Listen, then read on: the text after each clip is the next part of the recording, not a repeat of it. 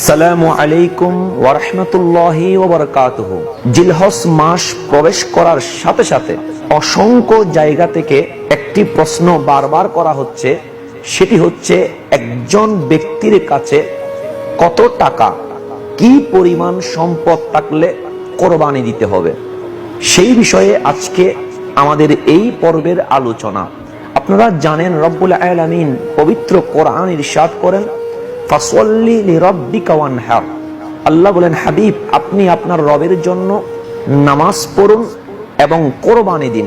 অন্য জায়গায় রব্বুল আলামিন বলেন, কুল ইন্না সলাতি ওয়া নুসুকি ওয়া মাহইয়ায়া ওয়া মামাতি লিল্লাহি রাব্বিল আলামিন। হাবিব আপনি বলেন, আমার নামাজ, আমার কোরবানি, আমার জীবন মরণ সবগুলোই একমাত্র রব্বুল আলামিনের জন্য। এবং রাসূল করিম সাল্লাল্লাহু আলাইহি ওয়াসাল্লাম কোরবানির গুরুত্ব বুঝাতে গিয়ে এটাই বলেছেন, যার কোরবানি করার সামর্থ্য আছে কিন্তু কোরবানি করছে না, সে যেন আমাদের ঈদগাহে না আসে।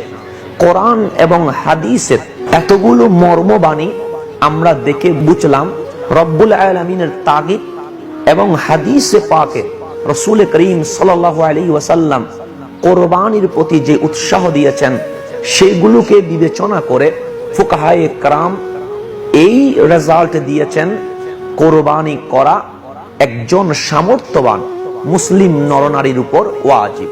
বড়ই গুরুত্বপূর্ণ আমল। এই কোরবানির মাধ্যমে বান্দা তার রবের নৈকট্য অর্জন লাভ করে থাকে। প্রিয় দেশবাসী, এখন প্রশ্ন হচ্ছে, কোরবানি করার জন্য কতটুকু বা কি পরিমাণ টাকার মালিক হতে হবে। ইসলামে প্রত্যেক জিনিসের নির্দিষ্ট বিধান রয়েছে। যাকাতের জন্য সম্পদ 1 বছর অতিবাহিত হতে হয়, কিন্তু কোরবানির জন্য ওই রকম কোনো সিস্টেম নেই। একজন প্রাপ্তবয়স্ক সুস্থ মস্তিষ্ক, যিনি ঋণ মুক্ত মুসলিম নরনারী, যার নিসাব পরিমাণ সম্পদের মালিকানা আছে, ওনাকেই কোরবানি করতে হবে, ওনার উপর কোরবানি করা ওয়াজিব। যেমন জিলহজ মাসের 10, 11, 12 এই 3 দিনে যেই কোনো ব্যক্তি, হোক তিনি নর হোক তিনি নারী, পরিবারের যাবতীয় খরচ বাদ দিয়ে যদি নিসাব পরিমাণ তথা 7.5 ভরি স্বর্ণ অথবা 52.5 তোলা রূপের মালিক হয়, তাহলে ওনাকে অবশ্যই কোরবানি দিতে হবে। এখন প্রশ্ন হচ্ছে, এই সম্পদগুলো থাকলে তথা টাকার পরিমাণ কি হতে হবে। আপনি যদি দেখেন সেই সময়ে যখন এই আইনটা প্রয়োগ করা হয়, তখনকার সময়ের কথা, তখন 7.5 ভরি স্বর্ণের যে মূল্য ছিল 52.5 তোলা রূপের সেই মূল্যই ছিল। কিন্তু আন্তর্জাতিক বাজারে চাহিদার বেশ কম হওয়ার কারণে স্বর্ণের দাম বেড়ে গেছে, রূপের দাম কমে গেছে।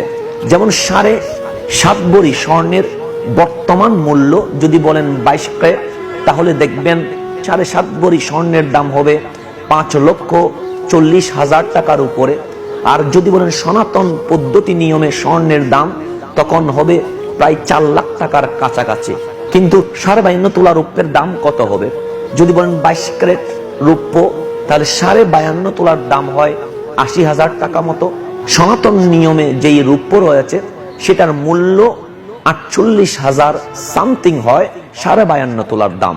তাহলে এক কথায় বলা যায়, স্বর্ণের দিক থেকে 4 লক্ষ টাকার মালিক হলে, আর রূপের দিকে বিবেচনা করলে নিসাব পরিমাণ অর্থাৎ 50,000 টাকার মালিক হলে ওনাকে কোরবানি করতে হবে, ওনার উপর কোরবানি করা ওয়াজিব। এখন প্রশ্ন হচ্ছে, স্বর্ণের দাম 7.5 ভরি, যেটা 4 লাখ টাকা মতো পড়ে, আর রূপের 52.5 তোলা সেটা 50,000 টাকা পড়ে। এখন আমি কোনটার উপর হিসাব করব? এই দিক থেকে ইসলাম আমাকে বড় সুন্দর সমাধান দিয়েছেন। যেই কাজ করলে একজন মুসলমান তার কাজের মাধ্যমে রবের নৈকট্য অর্জন করবে এবং সমাজে যারা গরিব মিসকিন মানুষ আছে তারা কিছু সুবিধা ভোগ করতে পারবে, সেই জিনিসটা বিবেচনা করে আমাদেরকে ফতোয়া দিতে হবে। একজন মানুষ তার পারিবারিক যাবতীয় খরচ বাদে যদি 50,000 টাকার মালিক হয়ে যায় 10, 11, 12 জিলহজ এই 3 দিনের মধ্যে ওনার উপর কোরবানি করা ওয়াজিব হয়ে যায়। কেন? কারণ এটি ওনার যে সম্পদটা আছে এটা ওনার অতিরিক্ত সম্পদ। এখান থেকে একটা অংশ, যেমন একটা ছাগলের দাম 8,000 বা 10,000 টাকা পড়বে, একটা গরুতে অংশ নিতে গেলে হয়তো বা 15 থেকে 20,000 টাকা পড়বে। মাত্র 10 থেকে 12,000 টাকা ব্যয় করলে একজন মানুষের কোরবানির হক আদায় হয়ে যায়। তাই একজন মানুষ যদি 52.5 তোলা রূপের মালিক হয় তথা রূপের সমপরিমাণ সম্পদের মালিক হয়, এক কথায় 50,000 টাকা মতো কারো কাছে যদি থাকে, যেটা তার পরিবারের যাবতীয় খরচ বাদ দিয়ে, তাহলে ওই ব্যক্তির উপর কোরবানি করাটা ওয়াজিব হয়ে যায়। তাই আসুন, যেই ব্যক্তি তার সম্পূর্ণ পরিবারের খরচ বাদে 50,000 টাকা জমা আছে, সেই ব্যক্তি যেন কোরবানি করে।